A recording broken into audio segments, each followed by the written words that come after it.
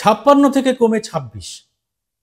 2014 পর থেকে আমাদের দেশে 56 বলতে 56 ইঞ্চি ছাতিই বোঝায়, অর্থাৎ প্রধানমন্ত্রী নরেন্দ্র মোদীকেই বোঝায়। কিন্তু এখানে 56 থেকে কমে 26 মানে কিন্তু আমি আমাদের প্রধানমন্ত্রীর ছাতির মাপের কথা একেবারেই বলছি না। সেই ছাতির মাপ কমেছে না বেড়েছে তা জানা আমার কম্য নয়, তবে এই এপিসোডে তার একটা আভাস দেওয়ার চেষ্টা করব। আসলে এই 56 এবং 26 একটা শতাংশের হিসেব।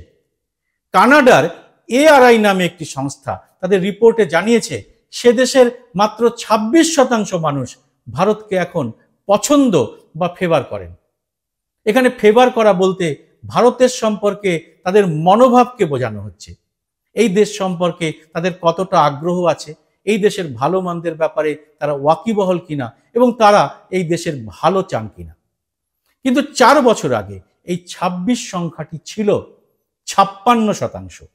ভারত তথা ইন্ডিয়ার প্রতি ভালোবাসা এখন উবে গেছে কানাডার 30% মানুষের, তাও মাত্র 4 বছরেই। কেন এমন হলো? এই এপিসোডে আমরা তার একটা বিশ্লেষণ করার চেষ্টা করব। কারণ ভারতের মেইন স্ট্রিম মিডিয়া গত কয়েক বছরে একটা নতুন শব্দবন্ধ আমাদের উপহার দিয়েছে। সেটি হলো বিশ্বগুরু, মোদির অন্ধভক্ত, যিনি জীবনে বিদেশ যাওয়া দূরের কথা পাড়ার বাইরেও যাননি, তিনিও নাকি দেখতে পাচ্ছেন সারা বিশ্ব এখন ভারতের প্রধানমন্ত্রীকে দেখে জয় গুরু বলে ডঙ্কা বাজাচ্ছে। আমরা বরং এই এপিসোডে সত্যিটা কি তা একটু জানার চেষ্টা করি। ভিডিওটি পুরোটা দেখে ভালো লাগলে এটি লাইক ও শেয়ার করে আরো মানুষের কাছে পৌঁছে দিতে ভুলবেন না। নতুন নতুন অনেক দর্শক এখন আমার এই চ্যানেলটি সাবস্ক্রাইব করায় আমার এই ধরনের কাজ করার উৎসাহ আরো বাড়ছে। যারা এখনো সাবস্ক্রাইব করেননি তাদের কাছে অনুরোধ, আপনার এই ছোট্ট সাপোর্ট আগামী দিনে এই চ্যানেলটিকে আরো বড় হতে সাহায্য করবে।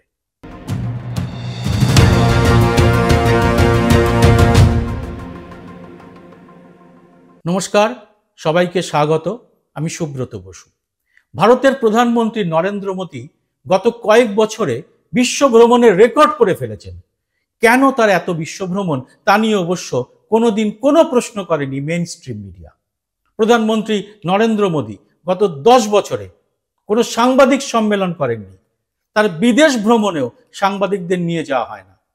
কখনো কোনো প্রশ্নের মুখোমুখি না হওয়ার বিশ্ব রেকর্ডটিও কিন্তু তার দখলে। কিন্তু এদেশের মিডিয়ার প্রশ্নহীন আনুগত্যের জন্যে দেশে ও বিদেশে বহু ঘটনা আমাদের কাছে কিন্তু ধামাচাপা পড়ে গেছে, যা আমাদের দেশের জন্য অত্যন্ত প্রয়োজন। তবে আমাদের এই গদি মিডিয়া মনে করে অসংখ্যবার বিশ্ব ভ্রমণ করার ফলেই নাকি তার এই বিশ্বগুরু ইমেজ তৈরি হয়েছে। মেইন স্ট্রিম মিডিয়া সারাদিন এটাই প্রচার করে চলেছে।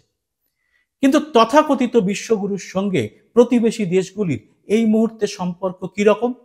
শুধু প্রতিবেশী রাষ্ট্র নয়, ইউরোপ, আমেরিকা, ব্রিটেন, ফ্রান্স ইত্যাদি দেশগুলির সঙ্গে ভারত এবং ভারতীয়দের সম্পর্ক এখন কতটা ইতিবাচক? এ নিয়ে চমৎকার একটা তথ্যমূলক প্রতিবেদন তুলে ধরেছেন লেখক বিজেন্দর মাসিজিবি। তার প্রতিবেদনের কিছু তথ্য এবং তার বিশ্লেষণ আমি আপনাদের কাছে তুলে ধরব। প্রথমে আমাদের প্রতিবেশী রাষ্ট্রগুলির দিকেই নজর দেওয়া যাক, তারপর আসব অন্য গুরুত্বপূর্ণ দেশের কথায়। প্রতিবেশী দেশগুলোর সঙ্গে গত 10 বছরে আমাদের সম্পর্কের আমূল পরিবর্তন দেখতে পাবেন। কিরকম সেই পরিবর্তন? নেগেটিভ, এক কথায় নেতিবাচক। ভারত সম্পর্কে তাদের বিতৃষ্ণা ভয়ঙ্কর বেড়েছে। ভারত ও ভারতীয়দের নিয়ে তাদের ক্ষোভ অনেক বেশি বেড়ে গেছে আগের তুলনায়। মোদির চাটুকার গদি মিডিয়াও তাদের অপছন্দের তালিকার একেবারে উপরের দিকে রয়েছে। এখনকার পাকিস্তানের রাজনীতি তাদের ক্রিকেট টিমের মতোই দুর্বল।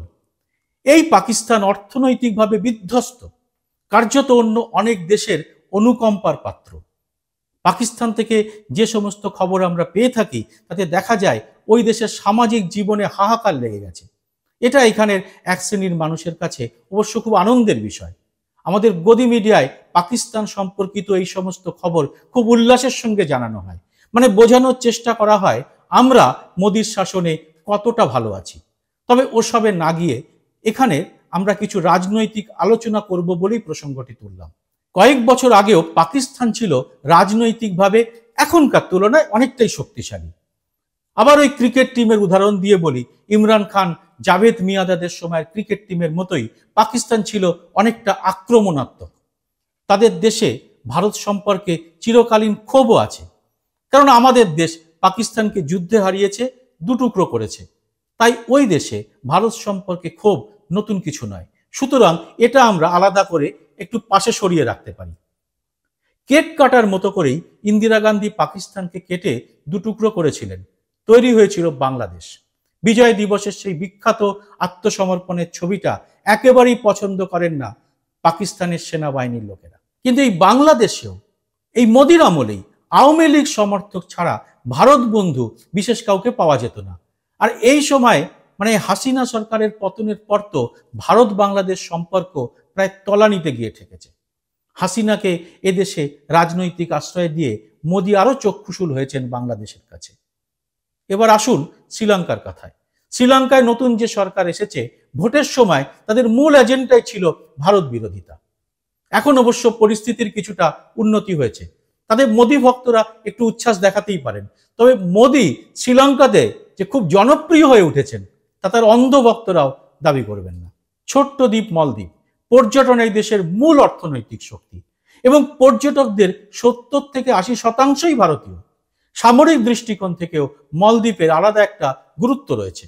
নতুন মৈত্রী সরকার আসার আগে ওখানে ভারতীয় সেনাদের একটা ছাউনি ছিল, কিন্তু নতুন এই সরকারই এসেছে প্রচন্ড ভারত বিরোধিতা করে।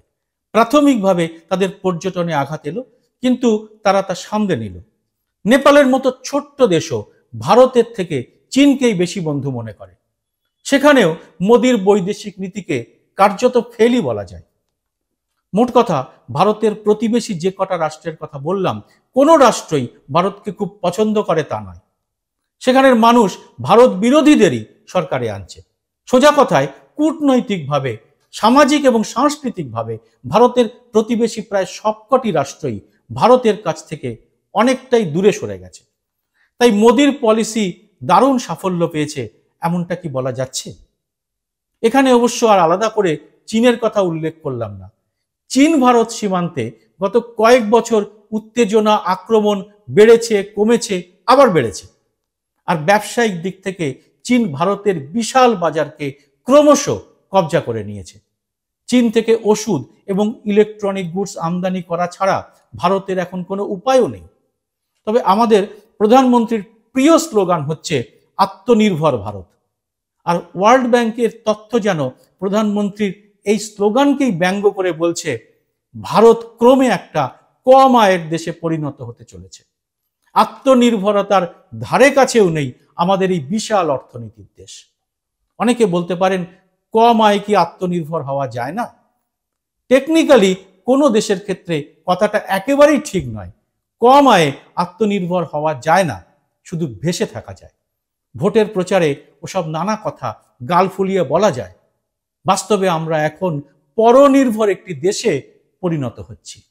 বিশ্বাস না হলে আমাদের আমদানি এবং রপ্তানির তুলনাটা একবার করে দেখতে পারেন, তারপর দাবি করবেন কতটা আত্মনির্ভর মোদির এই ভারত। আর এটাই হলো প্রতিবেশী রাষ্ট্রগুলির সঙ্গে ভারতের সম্পর্কের কথা। এবার দক্ষিণ এশিয়া ছেড়ে একটু দূরের দিকে যাওয়া যেতে পারে। এই কদিন আগে সুইজারল্যান্ড ভারতের উপর থেকে MFN মানে মোস্ট ফেভার্ড নেশনের তকমা তুলে নিয়েছে। কারণ 100 বছরের বেশি এই দেশে ব্যবসা করা নেসলের সঙ্গে ভারতের বাণিজ্যিক টানাপোড়েন চলছে। তবে এদেশে কোনো রাজনৈতিক বিষয়ের আলোচনায় সুইজারল্যান্ড মানেই সুইস ব্যাংক। আর সুইস ব্যাংক মানেই আপনাদের মনে পড়বে নরেন্দ্র মোদীর কালো টাকার উদ্ধারের কথা, মনে পড়বে প্রতিটি ভারতীয়র অ্যাকাউন্টে 15 লক্ষ করে টাকা দেওয়ার প্রতিশ্রুতির কথা। সেই কালো টাকা সুইস ব্যাংক থেকে এদেশে আসেনি, বরং সেটা যে জুমলা ছিল তা প্রকাশ্যেই স্বীকার করেছেন অমিত শাহ। ये जुमला है, किसी के अकाउंट में 15 लाख रुपया कभी नहीं जाता, वो उनको भी मालूम है और आपको भी मालूम है, देश की जनता को भी मालूम है। 2014 সালে সুইস ব্যাংকে যত ভারতীয় কালো টাকা জমা ছিল, এখন তার পরিমাণ নাকি অনেক অনেক গুণ বেশি। এবং দীর্ঘদিন পর ওই ছোট্ট কিন্তু অতি ধনী দেশটি ভারতকে রাজনৈতিকভাবে তাদের ফেভারেবল নয় বলেই মনে করছে। অতএব সেখান থেকে বিনিয়োগ আসার রাস্তাও কার্যত বন্ধ হয়ে গেছে। বিশ্বগুরু কিন্তু তা আটকাতে পারেননি। এবার আসুন কানাডার কথায়। কানাডার সংসদে দাঁড়িয়ে সে দেশের প্রধানমন্ত্রী জাস্টিন ট্রুডো ভারতের স্বরাষ্ট্রমন্ত্রী অমিত শাহকে দোষারোপ করেছিলেন নির্ঝর হত্যা মামলায়। কোনো দেশের প্রধানমন্ত্রী যখন সংসদে দাঁড়িয়ে অন্য দেশের সম্পর্কে এমন দোষারোপ করেন, তার প্রভাব দেশের জনতার মধ্যে অবশ্যই পড়ে। আবার অনেক সময় উল্টোটাও হয়, জনতার ভাবনার প্রতিফলন দেখা যায় সরকারের নীতির উপরেও। আর সেটাই হয়েছে কানাডায়। প্রথমেই আমরা তাই ARI সংস্থার ওই সমীক্ষা রিপোর্টের কথা উল্লেখ করেছি। সেখানের মাত্র 26% মানুষ এখন ভারতকে পছন্দ করেন। মনে রাখবেন, কানাডায় কিন্তু বহু ভারতীয় থাকেন, কাজকর্ম করেন। ওই 26%-এর একটা বড় অংশ কিন্তু তারাই। এবার আসি আমেরিকার কথায়। বেশ কিছুদিন হলো আমেরিকার আদালত প্রধানমন্ত্রীর কর্পোরেট বন্ধু গৌতম আদানির বিরুদ্ধে গ্রেপ্তারি পরোয়ানা জারি করেছে। তাছাড়াও ওই দেশের 3টি সংস্থার বিরুদ্ধে তারা তদন্ত করে জানিয়েছে, ঘুষ দিয়ে ভারতের বিভিন্ন সংস্থাতেও কন্ট্রাক্ট পাওয়া যায়। সম্প্রতি শুল্ক ইস্যুতে তো ডোনাল্ড ট্রাম্প গদিতে বসার আগেই ভারতকে রীতিমতো কড়া শাসানি দিয়েছেন। আমেরিকায় আদানিদের এই তদন্তের প্রভাব পড়েছে কিনিয়াতেও। কিনিয়ার সংসদে দাঁড়িয়ে সে দেশের প্রধানমন্ত্রী স্বয়ং আদানির সঙ্গে সমস্ত রকম বাণিজ্যিক চুক্তি বাতিল করেছেন। আর তাতে যে উল্লাস দেখা গেছে সেখানকার পার্লামেন্টে, তার ভিডিও দেখে আপনার কি মনে হচ্ছে? সেখানের মানুষ কি মোদী সরকারকে খুব পছন্দ করেন? এরপরে অস্ট্রেলিয়া, সেখানেও ক্ষোভ বেড়েছে আদানিদের বিরুদ্ধে। সে দেশের সুপ্রিম কোর্ট আদানির বিরুদ্ধে তদন্তের নির্দেশ দিয়েছেন। আর কে না জানেন, গৌতম আদানি প্রধানমন্ত্রী নরেন্দ্র মোদীর ঘনিষ্ঠতম বন্ধুদের একজন। তার বিরুদ্ধে যখন বেনিয়মের অভিযোগে বিভিন্ন দেশে তদন্ত চলে, তখন এদেশের শাসক দল বলতে চায় আদানি ইজ ইন্ডিয়া, আদানি ভারত। এই যুক্তিতে আদানির বিরুদ্ধে যা কিছু তদন্ত, বেনিয়ম বা দুর্নীতির অভিযোগ, তা ভারতের বিরুদ্ধেই গেছে বিভিন্ন রাষ্ট্রে। কেন আম ভারতীয়কে তা মানতে হবে? তারা তো এর সঙ্গে কোনোভাবেই যুক্ত নন। সংসদে দাঁড়িয়ে স্বরাষ্ট্রমন্ত্রী অমিত শাহ সম্প্রতি বাবা সাহেব আম্বেদকরকে নিয়ে অপমানকর মন্তব্য করেছেন। এই এপিসোড শেষ করার আগে আমাদের ঘুরিয়ে আবার সেই বাবা সাহেবের শরণাপন্নই হতে হচ্ছে।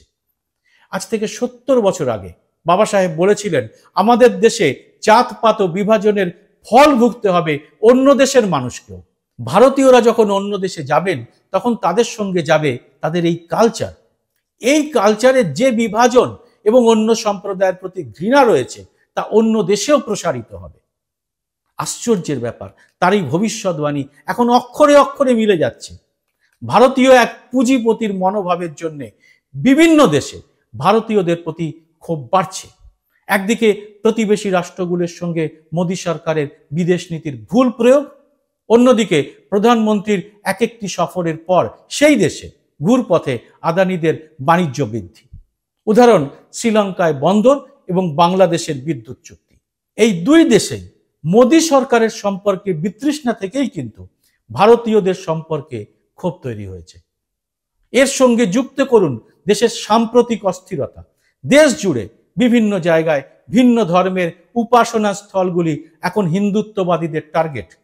আধুনিক পৃথিবী অনেক ছোট হয়ে এসেছে, ফলে মুসলিম দেশগুলিতে এই বার্তা যাচ্ছে। এই দেশে তাদের প্রতি হিন্দুত্ববাদীদের ব্যবহারের কথা তারা জানছেন।